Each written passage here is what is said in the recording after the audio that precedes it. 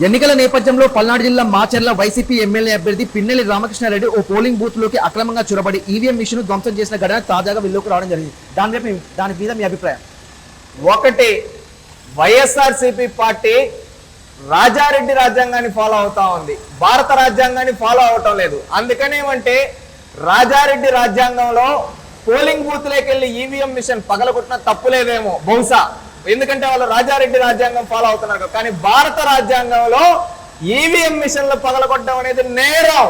ఒక మనిషి ప్రాణం తీస్తే ఎంత పెద్ద నేరమో దానికంటే పెద్ద నేరం ఈవీఎం మిషన్ పగలగొట్టడం. వీళ్ళు చెప్తూ ఉంటారు, ఈ రోజు పగలగొట్టిన వ్యక్తి ఏంటో తెలుసా? ఎవరో తొలిసారి ఎమ్మెల్యేగా కంటెస్ట్ చేస్తున్న వ్యక్తో కాదు, 4 సార్లు మాచర్ల నుంచి ఎమ్మెల్యేగా కంటెస్ట్ చేసిన పిన్నెల్లి రామకృష్ణారెడ్డి, 20 ఏళ్లుగా శాసనసభ్యుడిగా ఉన్న ఈ వ్యక్తి ఈ రోజు ఈవీఎం మిషన్లు పగలగొట్టాడంటే ఒక్కసారి అర్థం చేసుకోండి వీళ్ళకు ఓటమి తాలూకు భయం ఏ విధంగా ఉందో.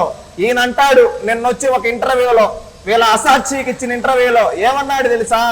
నేను ఏ తప్పు చేయలేదు అన్నాడు ఈ పిన్నెల్లి రామకృష్ణారెడ్డి.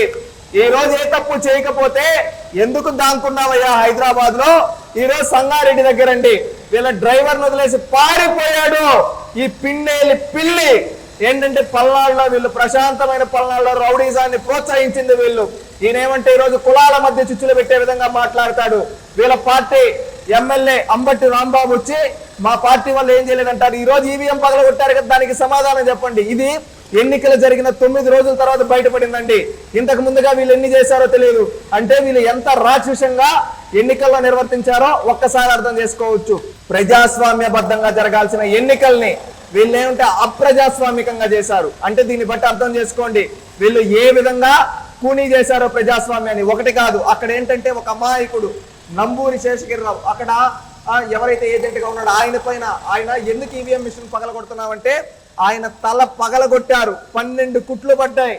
అంటే అర్థం చేసుకోండి వీళ్ళ రౌడీజం ఏ విధంగా ఉందో. అదే విధంగా ఇదే వ్యక్తికి సంబంధించి కనీసం అధికారులు ఈ రోజు వరకు చర్యలు తీసుకోలేదు. అక్కడికి సంబంధించి ఇప్పుడు ఎవరో పగలగొట్టారని చెప్పి కేసు పెట్టున్నారు. ఈ రోజు వరకు ఈ వీడియో బయట వచ్చిన తర్వాత ఎమ్మెల్యే పేరు దాంట్లో చేర్చారు. అంటే అక్కడ లోకల్ పోలీసులు కూడా వీళ్ళకి సహకరించే విధంగా చేశారు. అదే విధంగా జగన్మోహన్ రెడ్డి అంటాడు మా పిన్నెల్లి మంచివాడు అని.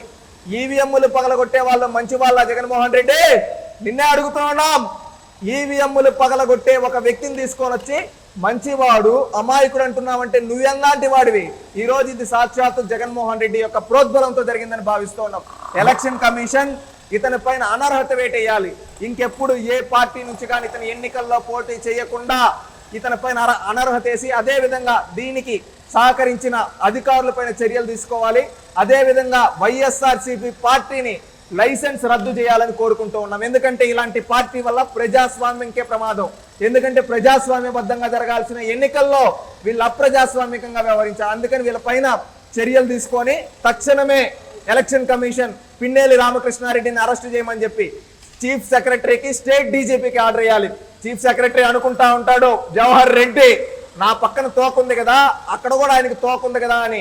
ఆ తోకల మధ్యలో ఉండే సంబంధంతో వీళ్ళు సపోర్ట్ చేయాలి. అందుకనే నిష్పక్షపాతంగా వ్యవహరించి ఈయన అరెస్ట్ చేసి రేపు ఎవడన్నా తప్పు చేయాలంటే భయపడే విధంగా చర్యలు తీసుకోవాలని కోరుకుంటూ ఉన్నాం.